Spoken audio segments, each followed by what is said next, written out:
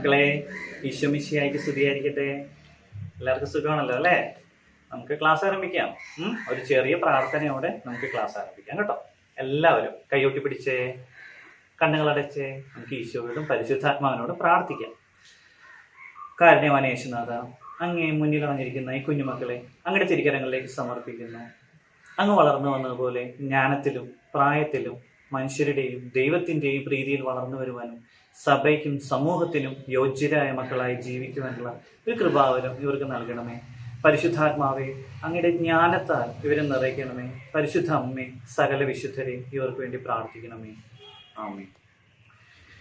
ഈശോയുടെ കുഞ്ഞുമക്കളെ, നമ്മൾ എന്താണ് കഴിഞ്ഞ ക്ലാസ്സിൽ പഠിച്ചത്?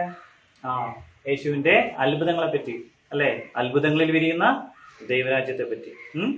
അപ്പോ ക്ലാസ്സിൽ കഴിഞ്ഞ ക്ലാസ് എടുത്തൊക്കെ നിങ്ങൾക്ക് ഓർമ്മയുണ്ടല്ലോ അല്ലെ? വായിച്ചു നോക്കിയായിരുന്നു എല്ലാവരും? മനസ്സിലായോ എല്ലാവർക്കും? സാർ ഒന്നും കൂടെ എന്നാലും പറയുകയാണ്. എന്താണ് അത്ഭുതം എന്ന് നമ്മൾ പഠിച്ചു അല്ലെ? എന്താണ് അത്ഭുതം? മനുഷ്യന്റെ സ്വാഭാവിക ബുദ്ധിക്കും കഴിവിനും അതീതമായി നടക്കുന്ന പ്രതിഭാസങ്ങളോ അഥവാ പ്രവർത്തനങ്ങളോ ആണ് അത്ഭുതങ്ങൾ എന്ന് നമ്മൾ പറയുന്നത് അല്ലെ? അത്ഭുതങ്ങളെ സമാന്തര സുവിശേഷകരായ മത്തായി, മാർക്കോസ്, ലൂക്കയിൽ എന്താ പറയുന്നേ? ദൈവത്തിന്റെ ശക്തി പ്രകടനങ്ങളായിട്ട്, അത്ഭുതങ്ങളെ അടയാളങ്ങളായിട്ടാണ് യോഹന്നാൻ ശ്ലീഹയുടെ സുവിശേഷത്തില് ചിത്രീകരിക്കുന്നത്. ഇത് മനസ്സിലായല്ലേ നിങ്ങൾക്ക്? പിന്നെ നമ്മൾ യേശു അത്ഭുതം ചെയ്യുന്നതിന് മുമ്പ് എന്താണ് ചെയ്തിരുന്നത് എന്ന് പറഞ്ഞു. എന്തൊക്കെയാ ചെയ്തിരുന്നേ? യേശു പ്രാർത്ഥിച്ചിരുന്നു. പിന്നീട് എന്ത് ചെയ്തിരുന്നു? അവരുടെ വിശ്വാസം, അതായത് ആ രോഗി, ആരാണ് അത്ഭുതത്തിന് വിധേയരായിരിക്കുന്ന വ്യക്തി, അവരുടെ വിശ്വാസം യേശു പരീക്ഷിച്ചിരുന്നു. നമ്മൾ പറഞ്ഞു, യേശു തന്റെ സ്വയരക്ഷയ്ക്കോ ഒന്നിനു വേണ്ടിയും യാതൊരു അത്ഭുതങ്ങളും ഇതുവരെ പ്രവർത്തിച്ചിട്ടില്ല. മനസ്സിലായല്ലോ അത്? പിന്നെ നമ്മൾ അത്ഭുതങ്ങളുടെ ലക്ഷ്യം പറഞ്ഞു. എന്തായിരുന്നു അത്ഭുതങ്ങളുടെ ലക്ഷ്യം? ഓർമ്മയുണ്ടോ ആർക്കെങ്കിലും? എന്തായിരുന്നു ഒന്നാമത്തെ ലക്ഷ്യം? യേശു ദൈവപുത്രനാണെന്ന് സ്വയം വെളിപ്പെടുത്തുക. 2, ജനങ്ങളെ മാനസാന്തരത്തിലേക്കും ജീവിത പരിവർത്തനത്തിലേക്കും നയിക്കുക. ദൈവരാജ്യ പ്രഘോഷണത്തിന് മനുഷ്യരെ ഒരുക്കുക. ഇതായിരുന്നു നമ്മുടെ പാഠത്തിന്റെ അത്ഭുതങ്ങൾ എന്ന ദൈവരാജ്യം എന്ന പാഠത്തില് ഇൻട്രൊഡക്ഷനായിട്ട് സാറ് പറഞ്ഞു വെച്ചത്.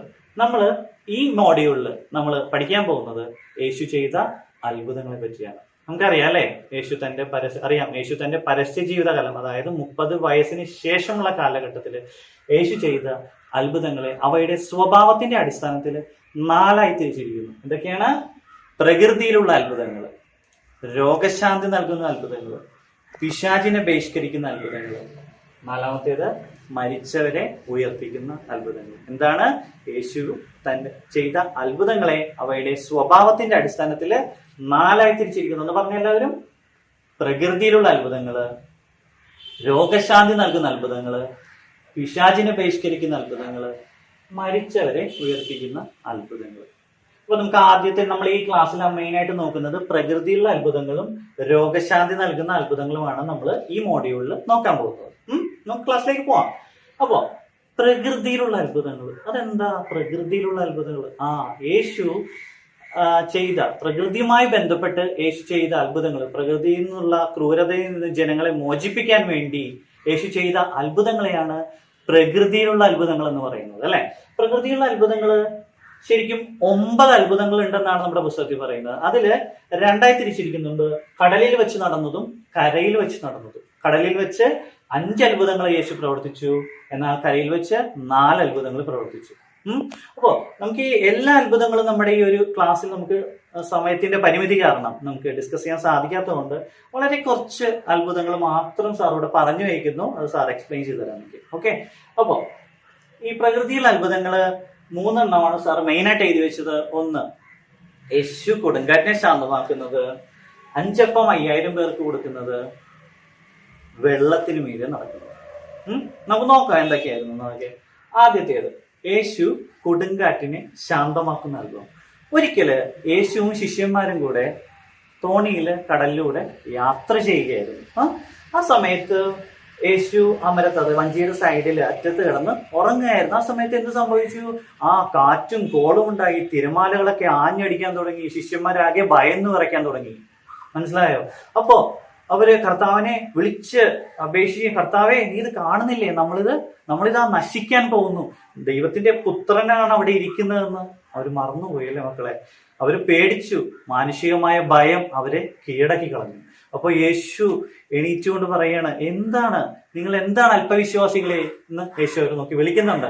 ആ സമയം യേശു കടലിനോടും പറയാണ്, അടങ്ങുക, ശാന്തമാകുക. അങ്ങനെ കാറ്റും കോളും എല്ലാം ശമിച്ച് അവിടെ ഒരു ശാന്തത ഉണ്ടായി എന്ന് ബൈബിൾ വചനം പറഞ്ഞു വയ്ക്കുന്നു. മനസ്സിലായോ എന്താണ് കൊടുങ്കാറ്റിനെ ശാന്തമാക്കിയ അത്ഭുതമെന്ന്? നമുക്ക് അടുത്ത് നോക്കേണ്ടത് മൂന്നാമത്തെ അത്ഭുതം നോക്കാം. യേശു വെള്ളത്തിന് മീതെ നടക്കുന്നത്. ഒരിക്കല് യേശു ജനങ്ങളെ പഠിപ്പിച്ചതിന് ശേഷം പ്രാർത്ഥിക്കാൻ വേണ്ടി ഒരു മലയിലേക്ക് പോയി. അതിനുശേഷം ശിഷ്യന്മാരോട് പറയുകയാണ്, നിങ്ങൾ തോണിയിൽ കയറി പൊയ്ക്കോളൂ, അടുത്ത പ്രദേശത്തേക്ക്, ഒരു മറുകരയിലേക്ക് പൊയ്ക്കോളൂ എന്ന് പറയുന്നുണ്ട്. യേശു പ്രാർത്ഥിക്കാൻ വേണ്ടി മലയിലേക്ക് പോയി. ആ സമയത്ത് ശിഷ്യന്മാർ നടുക്കടലായിരുന്നു. ആ സമയത്ത് യേശു കടലിന് മീതെ നടന്നുകൊണ്ട് ശിഷ്യന്മാരുടെ അടുത്തേക്ക് വരുന്നുണ്ട്. അപ്പൊ എന്ത് പറ്റി? ശിഷ്യന്മാരെ കണ്ടപ്പോ നമുക്കറിയാലോ, ഒരാൾ കടലിൽ മീതെ നടന്ന എന്താ സംഭവിക്കുന്നത്? നമ്മൾ പേടിക്കും അല്ലെ? അപ്പൊ ശിഷ്യന്മാര് ഭയന്ന്, ഭൂതമാണെന്ന് കരുതി അവര് ഭയന്ന് കരഞ്ഞ് നിലവിളിക്കാൻ തുടങ്ങി. അപ്പോൾ യേശു പറയുന്നുണ്ട്, ഭയപ്പെടേണ്ട, ഞാനാണ്. അപ്പോ എല്ലാവർക്കും സന്തോഷമായി. യേശുവിനെ കണ്ടപ്പോ എല്ലാവർക്കും സന്തോഷമായി. നമ്മുടെ ശിഷ്യന്മാര് പ്രധാനിയായ പത്രോസ്ലീഹ ചാടിക്കൊണ്ട് പറയാം, കർത്താവേ, അങ്ങാണെങ്കിൽ എന്നെ അങ്ങയുടെ അടുക്കിലേക്ക് വരാൻ വേണ്ടി കൽപ്പിക്കണമേ എന്ന് പറയുന്നുണ്ട്. ഇപ്പൊ രസകരമായ ഒരു സംഭവമാണ്. അപ്പോ യേശു പറയുന്നുണ്ട്, വന്നോളൂ പത്രോസ് എന്ന് പറയുന്നുണ്ട്. അപ്പോ പത്രോസ് കടലിലേക്ക് ചാടി യേശുവിന്റെ അടുത്തേക്ക് പോയി എന്ന് പറയുന്നു. അപ്പൊ പെട്ടെന്ന് അറിയാലോ, കടലിന്റെ തിരമാലയ്ക്ക് കാറ്റ് കണ്ടപ്പോ പത്രോസ് പെട്ടെന്ന് ഭയപ്പെട്ടു പോയി. അപ്പൊ എന്ത് സംഭവിച്ചു? കടലിലേക്ക് താഴാൻ തുടങ്ങി. അപ്പൊ യേശു പറയുന്നുണ്ട്, അല്പവിശ്വാസി, നീ ഭയപ്പെട്ടത് എന്തിന് എന്ന് പറഞ്ഞുകൊണ്ട് യേശു പത്രോസിന്റെ കൈക്ക് പിടിച്ച് യേശു ഉയർത്തുന്ന ഒരു സംഭവമാണ്. അവിടെ എന്ത് സംഭവിച്ചു മക്കളെ? പത്രോസിന്റെ വിശ്വാസം നഷ്ടപ്പെട്ടു പോയി. ആദ്യം യേശു വണ്ണക്കരെ ചാടി ഇറങ്ങിയപ്പോഴും പിന്നീട് എന്ത് സംഭവിച്ചു? കാറ്റും കടലും കണ്ടപ്പോൾ പത്രോസ് പേടിച്ചു പോയി. മനസ്സിലായോ? അടുത്ത സന്ദർഭമാണ് 5 അപ്പം 5000 പേർക്ക് കൊടുക്കുന്ന ഒരു അത്ഭുതം ചെയ്തത് അല്ലെ. നമ്മള് ബൈബിളിൽ ഒരുപാട് വട്ടം, നിങ്ങൾക്ക് അറിയാവുന്ന കാര്യങ്ങളാണ് ഇതൊക്കെ, ഒരുപാട് വട്ടം നമ്മൾ ദിവ്യബലിയിലൊക്കെ ഈ വചനം നമ്മൾ കേട്ടൊരു വചനമാണ്. 5 അപ്പം 5000 പേർക്ക് കൊടുത്ത സംഭവം സാർ പറയാം. ഒരിക്കല് യേശു ഒരു വിജന സ്ഥലത്ത് ജനങ്ങളെ പഠിപ്പിച്ചുകൊണ്ടിരിക്കുകയായിരുന്നു. ഇപ്പൊ സായാഹ്നമായി, അതായത് വൈകുന്നേരമായി, ജനങ്ങൾ കുറെ നേരമായിട്ട് യേശുവിന്റെ ഒപ്പം യേശുവിന്റെ വചനങ്ങൾ കേട്ടുകൊണ്ടിരിക്കുന്ന സമയത്ത് വൈകുന്നേരം ആയപ്പോൾ ശിഷ്യന്മാര് പറയാണ്, കർത്താവേ, ഇവര് നമ്മുടെ കൂടെ കുറെ നേരമായി ആയിരിക്കുന്നവർക്ക് അവരോട് മറ്റ് ഗ്രാമങ്ങളിൽ പോയി ഭക്ഷണം വാങ്ങിക്കാൻ പറയാൻ പറഞ്ഞു. അപ്പോൾ യേശു പറയാണ്, എന്തിനാ അവരെ പറഞ്ഞേക്കുന്നേ? നിങ്ങൾ തന്നെ അവർക്ക് ഭക്ഷണം കൊടുക്കാൻ പറഞ്ഞപ്പോ അവര് പറയാണ്, കർത്താവെ, ഞങ്ങളുടെ പക്കൽ വെറും 5 അപ്പവും 2 മത്സ്യമുള്ള, ഇതുകൊണ്ട് ഇത്രയും പേർക്ക് നമ്മൾ എങ്ങനെ ഭക്ഷണം കൊടുക്കുമെന്ന് ചോദിച്ചു. അപ്പൊ യേശു പറഞ്ഞു, അവരപ്പോഴും മറന്നുപോയി, ദൈവത്തിന്റെ പുത്രനാണ് ഞങ്ങളുടെ കൂടെയുള്ളത്, അത്ഭുതങ്ങൾ പ്രവർത്തിക്കാൻ കഴിവുള്ള യേശുവാണ് നമ്മുടെ കൂടെയുള്ളത് എന്നുള്ള ഒരു അവിശ്വാസം ശിഷ്യന്മാരുടെ ഇടയിൽ ഉണ്ടായി. മനസ്സിലായോ? അപ്പൊ യേശു പറയാണ്, കൊണ്ടുവരിക, നിങ്ങളുടെ കയ്യിലുള്ള 5 അപ്പവും 2 മത്സ്യവും കൊണ്ടുവരിക. അപ്പൊ യേശു എന്ത് ചെയ്തു? 5 അപ്പവും മത്സ്യം എടുത്ത് സ്വർഗത്തിലേക്ക് ഉയർത്തി. ഞാൻ എപ്പോഴും പറയുന്നുണ്ട്, അത്ഭുതങ്ങൾ ചെയ്യുന്നതിന് മുമ്പ് യേശു എന്ത് ചെയ്തിരുന്നു? യേശു പ്രാർത്ഥിച്ചിരുന്നു അല്ലെ, തന്റെ പിതാവിനോട് പ്രാർത്ഥിച്ചു യേശു അത്ഭുതം ചെയ്തിരുന്നത്. അതിനുശേഷം അത് ഭക്ഷണം ശിഷ്യന്മാരോട് ജനങ്ങൾക്ക് വിളമ്പാൻ വേണ്ടി പറഞ്ഞു. ശിഷ്യന്മാർ ജനങ്ങൾക്ക് വിളമ്പി ഭക്ഷിച്ചു, തൃപ്തരായി. ബാക്കി വന്ന കഷ്ണങ്ങൾ എത്ര കുട്ട നിറയെ ശേഖരിച്ചു? 12 കുട്ട നിറയെ അവര് ശേഖരിച്ചു. ബൈബിൾ വചനം പറഞ്ഞു വയ്ക്കുന്നത് ഇങ്ങനെയാണ്, സ്ത്രീകളും കുട്ടികളും ഒഴികെ 5000-ഓളം പുരുഷന്മാരുണ്ടായിരുന്നു. അതിനർത്ഥം എന്താ? 1000-ന് മേല് ആളുകൾ ഉണ്ടായിരുന്നു. അങ്ങനെ ഒരു 5 അപ്പവും 2 മത്സ്യവും കൊണ്ട് യേശു വലിയൊരു ജനങ്ങളെ തീറ്റിപ്പോറ്റി അല്ലെ. അവരുടെ വിശപ്പിന് ശമനം നൽകി. അപ്പോ എന്താണ് പ്രകൃതിയുള്ള? ഇതുകൂടാതെ നമ്മുടെ ബൈബിളില് കുറച്ച് അത്ഭുതങ്ങളുണ്ട് അല്ലെ. എന്തൊക്കെയാണ് പ്രകൃതിയുള്ള അത്ഭുതങ്ങൾ? ഒന്ന്, കാനായിലെ കല്യാണ വിരുന്നിൽ നടന്ന അത്ഭുതം അല്ലെ, അതൊരു അത്ഭുതമാണ്. അങ്ങനെയുള്ള ഒരുപാട് പ്രകൃതിയുമായിട്ട് ബന്ധപ്പെട്ട അത്ഭുതങ്ങൾ ഇവിടെ പറഞ്ഞു വയ്ക്കുന്നുണ്ട്. പക്ഷെ സമയപരിമിതി കാരണം നമ്മുടെ പുസ്തകത്തിലുള്ള മെയിനായിട്ട് പറഞ്ഞ പോയിന്റുകൾ മാത്രമാണ് സാറ് പറഞ്ഞത്. അടുത്തത് രോഗശാന്തി നൽകുന്ന അത്ഭുതം. അതിൽ പ്രധാനമായിട്ടും 8 അത്ഭുതങ്ങളാണുള്ളത്. അതിൽ 3 അത്ഭുതങ്ങളാണ് നമ്മളിവിടെ കാണിക്കുന്നത്. ഒന്ന് കുഷ്ഠരോഗിയെ സൗഖ്യപ്പെടുത്തിയത്, ശതാധിപന്റെ വൃത്യനെ സൗഖ്യപ്പെടുത്തിയത്, പത്രോസിന്റെ അമ്മായിരുന്നു. നമുക്ക് ആദ്യത്തെ കുഷ്ഠരോഗിയെ സൗഖ്യപ്പെടുത്തി എങ്ങനെയാണെന്ന് നോക്കാം. ഒരിക്കൽ യേശു ഇങ്ങനെ നടന്നു പോകുമ്പോൾ ഒരു കുഷ്ഠരോഗി യേശുവിന്റെ അടുത്ത് വന്നിട്ട് പറയാണ്, കർത്താവേ, അങ്ങേക്ക് മനസ്സുണ്ടെങ്കിൽ എന്നെ ശുദ്ധനാക്കാൻ കഴിയും. നോക്കി അവന്റെ വിശ്വാസം, അത് ദൈവപുത്രനാണെന്നും യേശുവിനെ കഴിയുമെന്നും അവൻ അറിയാമായിരുന്നു. അത് യേശുവിനോട് പറയാണ്, കർത്താവേ, അങ്ങേക്ക് മനസ്സുണ്ടെങ്കിൽ എന്നെ ശുദ്ധനാക്കാൻ കഴിയും. അപ്പം യേശു കൈനീട്ടി അവനോട് പറയാണ്, എനിക്ക് മനസ്സുണ്ട്, നിനക്ക് ശുദ്ധി ഉണ്ടാവട്ടെ. തൽക്ഷണം കുഷ്ഠരോഗം അവനെ വിട്ടുമാറി. ജനങ്ങളെല്ലാം അതിശയിച്ചു. മനസ്സിലായോ? ഇവിടെ കണ്ടുവന്നവരൊക്കെ അതിശയിച്ചു എന്നാണ് പറയുന്നത്. അടുത്തത് ശതാധിപന്റെ വൃത്യൻ. ശതാധിപൻ എന്താ ആള്? യേശുവിന്റെ നിയമകാലത്തില്ലേ ഇങ്ങനെ കുറെ എന്താ പറയാ ഓരോരുത്തരുടെ അധികാരങ്ങൾ കൊടുത്തിരിക്കുന്ന കുറെ പേരുകളുണ്ട്. നിയമജ്ഞര്, ഫരിസേയര്, സദുക്കായര്, ശതാധിപന്മാർ. ഈ ശതാധിപൻ എന്ന് പറയുന്നത് 10 ആളുകൾക്ക് അധിപൻ എന്നാണ് ഈ ശതാധിപൻ എന്ന വാക്കിനർത്ഥം. അങ്ങനെ ശതാധിപന് ഒരുപാട് ജോലിക്കാരൊക്കെ ഉണ്ടാവും. അപ്പൊ അയാളുടെ ഒരു ഭൃത്യന് തളർവാദം പിടിച്ച് കിടപ്പായിരുന്നു. അപ്പോൾ ആ ശതാധിപൻ ഓടി യേശുവിന്റെ അടുത്ത് നിന്ന് പറയാണ്, കർത്താവേ, എന്റെ ഭൃത്യൻ ഇങ്ങനെ തളർവാദം പിടിച്ച് കിടക്കുകയാണ്, അങ്ങ് വരുവാണെങ്കിൽ അവൻ സൗഖ്യപ്പെടും. അപ്പൊ യേശു പറയാണ്, ഞാൻ വരാം എന്ന് പറയുമ്പോൾ ശതാധിപൻ പറയുന്ന ഒരു വാക്യമുണ്ട്. അത് യേശുവിനെ വളരെ അതിശയിപ്പിക്കുന്ന ഒരു വാക്യമാണ്. പറയാണ്, കർത്താവേ, അങ്ങ് എന്റെ ഭവനത്തിൽ പ്രവേശിക്കാനുള്ള യോഗ്യത എനിക്കില്ല. അങ്ങ് ഇവിടെ നിന്ന് കൽപ്പിച്ചാൽ മാത്രം മതി എന്റെ വീട്ടിലുള്ള എന്റെ ഭൃത്യൻ സൗഖ്യം പ്രാപിക്കും. മനസ്സിലായ മക്കളെ? അപ്പൊ കർത്താവ് അതിശയിച്ചുകൊണ്ട് ആ ശതാധിപനോട് പറയുന്നുണ്ട്, ഈ ഒരു വിശ്വാസം ഞാൻ ഇസ്രായേൽ ജനങ്ങളിൽ ആരെല്ലാം കണ്ടിട്ടില്ല. നിന്റെ വിശ്വാസം നിന്നെ രക്ഷിച്ചിരിക്കുന്നു, ധൈര്യമായി പോയിക്കൊള്ളുക, നിന്റെ ഭൃത്യൻ സൗഖ്യപ്പെട്ടിരിക്കുന്നു. യേശു പറഞ്ഞ ആ നിമിഷം തന്നെ അവിടെ എന്താ പറയാ ശതാധിപന്റെ ഭൃത്യൻ സൗഖ്യം പ്രാപിച്ചു. കണ്ടോ? വിശ്വാസം. മറ്റൊരുവിന് വേണ്ടി ശതാധിപൻ വിശ്വസിച്ചുകൊണ്ട് അവിടെ അത്ഭുതം സംഭവിച്ചു. അപ്പൊ അതാണ് സാർ എപ്പോഴും പറയുന്നത്, വിശ്വാസമുള്ളിടത്ത് മാത്രമാണ് യേശുവിന് അത്ഭുതങ്ങൾ പ്രവർത്തിക്കാൻ സാധിച്ചത്.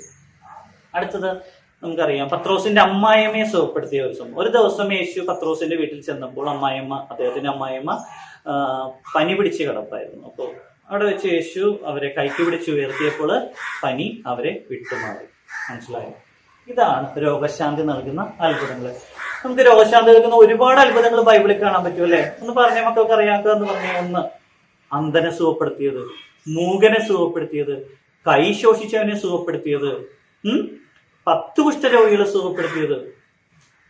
മനസ്സിലായോ? അപ്പൊ അങ്ങനെയുള്ള ഒരുപാട് അത്ഭുതങ്ങൾ നമുക്ക് നമ്മുടെ പുതിയ നിയമത്തിൽ കാണാൻ സാധിക്കും. അപ്പൊ നിങ്ങൾക്ക് മനസ്സിലായല്ലോ പ്രകൃതിയിലെ അത്ഭുതങ്ങൾ എന്തൊക്കെയാണ് രോഗശാന്തി നൽകുന്ന അത്ഭുതങ്ങൾ. ഇത്രയും മനസ്സിലായല്ലേ? സാറോട് ചോദിക്കട്ടെ, ഇപ്പൊ യേശു ഇവിടെ ചെയ്ത കാര്യങ്ങൾ അല്ലെ? വിശ്വാസമാണ് യേശു നമ്മളിൽ നിന്ന് ആഗ്രഹിക്കുന്നത്. യേശു പറയുന്ന ഒരു വാക്യമുണ്ട്, നിങ്ങൾക്ക് ഒരു കടുക് മണിയോളം, യേശു ഒരു മലയോളം വിശ്വാസം എന്നല്ല, ഒരു കടുക് മണിയോളം വിശ്വാസമുണ്ടെങ്കിൽ ഈ മലയോട് കടലിൽ പോയോ എവിടെയെങ്കിലും പോയി പതിക്കുക എന്ന് പറഞ്ഞാൽ അത് നിങ്ങളെ അനുസരിക്കും. നമ്മുടെ സമൂഹത്തിൽ നഷ്ടപ്പെട്ടുകൊണ്ടിരിക്കുന്നത് വിശ്വാസമാണ്. വിശ്വാസമില്ലാതെ നമ്മൾ പള്ളിയിൽ പോയി വിശുദ്ധ ബലി അർപ്പിച്ചുകൊണ്ടോ ജപമാല ചൊല്ലിക്കൊണ്ടോ എന്തെങ്കിലും അർത്ഥമുണ്ടോ മക്കളെ? ജപമാല, അതായത് ഒരു ദിവ്യബലി നടക്കുമ്പോൾ കർത്താവിന്റെ പീഡാസഹനം മരണവുമാണ് അവിടെ നടക്കുന്നുള്ളൊരു ബോധ്യം നമ്മുടെ മനസ്സിലേക്ക് വരണം. അല്ലാതെ ചുമ്മാ നമ്മൾ പോയി കൈയൂട്ടി പിടിച്ചിരുന്നിട്ട് ഒരു കാര്യമില്ല. ആ ഒരു വിശ്വാസം നമ്മളിലേക്ക് വരണം. ആ വിശ്വാസത്തിലാണ് നമ്മൾ പ്രാർത്ഥിക്കേണ്ടത്. ആ പ്രാർത്ഥന മാത്രമാണ് ദൈവസന്നിധിയിലേക്ക് എത്തുക. അപ്പൊ മക്കളെ, നമ്മളുടെ ഉള്ളിൽ എപ്പോഴും വേണ്ടത് വിശ്വാസമാണ്. ദൈവം, നമ്മൾ എല്ലാത്തിനും ഉപരി ദൈവത്തെ സ്നേഹിക്കണം, ദൈവത്തിന് 1ാം സ്ഥാനം കൊടുക്കണം. നമ്മുടെ കൂടെയുള്ള മാതാപിതാക്കൾക്കൊന്നും യഥാർത്ഥമായ രക്ഷ, സ്നേഹം തരാൻ ഒരിക്കലും സാധിക്കില്ല. കർത്താവ് പറയുന്നൊരു വാക്യമുണ്ട്, പെറ്റമ്മ പറഞ്ഞാലും ഞാൻ നിന്നെ മറക്കുകയില്ല. അതാണ് ദൈവത്തിന്റെ സ്നേഹം. നമ്മുടെ കഷ്ടപ്പാടുകൾ, നമ്മുടെ വിഷമങ്ങളൊക്കെ ഒരു ഫ്രണ്ടിനെ പോലെ, ഒരു അപ്പനെ പോലെ യേശുവിനോട് പറയാൻ നോക്കിയേ, നിങ്ങളുടെ ജീവിതം ഒരുപാട് ധന്യമായി തീരും മക്കളെ, ഒരുപാട് ധന്യമായി തീരും. എന്തുണ്ടായാലും ഒരു യേശുവിനെ ഒരു സുഹൃത്തിനെ പോലെ കാണാനും, യേശു നമുക്ക് ആൾത്താരെ പോയി നിങ്ങളുടെ വിഷമങ്ങളൊക്കെ പറയാൻ ഒരു സുഹൃത്തായിട്ട് യേശുവിനെ ഒന്ന് കണ്ടു നോക്കിയേ. നിങ്ങൾ എന്തോരം ഫ്രണ്ട്സ് ഉണ്ട്, ഈശോയെ നല്ലൊരു ഫ്രണ്ടാക്ക്. അപ്പൊ നിങ്ങളുടെ ജീവിതത്തിൽ ഒരുപാട് അത്ഭുതങ്ങൾ സംഭവിക്കും. യേശുവിന്റെ കാലത്ത് സംഭവിച്ച അത്ഭുതങ്ങൾ നിങ്ങളുടെ ജീവിതത്തിൽ സംഭവിക്കും. നിങ്ങൾക്ക് എന്നും സമൃദ്ധി ഉണ്ടാവും. മനസ്സിലായ മക്കളെ? അതാണ്. അപ്പോ എന്റെ കുഞ്ഞുമക്കൾ നല്ല മക്കളാണെന്ന് സാറിന് അറിയാം. എന്നും യേശുവോട് പ്രാർത്ഥിക്കണം, ഈശോയിൽ മാത്രം വിശ്വസിക്കണം. വേറെ ലോകത്ത് ഒരാളെ നിങ്ങൾ വിശ്വസിക്കേണ്ട, യേശുവിൽ മാത്രം വിശ്വസിക്കുക. എന്റെ മക്കള് ഇപ്പൊ നന്നായിട്ട് പ്രാർത്ഥിക്കും. ഇപ്പൊ ചെറിയൊരു വാക്യം പറഞ്ഞുകൊണ്ട് സാറ് ഇന്നത്തെ ക്ലാസ് അവസാനിപ്പിക്കുകയാണ്. ദൈവം നിനക്കായി ഒരു സമയം കരുതിയിട്ടുണ്ട്. അന്ന് നിന്റെ ഹൃദയം സന്തോഷത്താൽ നിറയും. നീ ആഗ്രഹിക്കുന്നതിലപ്പുറം ദൈവം നിനക്ക് തരും. ഈശോ എൻ്റെ കുഞ്ഞുമക്കളെ സമൃദ്ധമായി അനുഗ്രഹിക്കട്ടെ. പിതാവിൻ്റെയും പുത്രൻ്റെയും പരിശുദ്ധാത്മാവിൻ്റെയും നാമത്തിൽ ആമേൻ.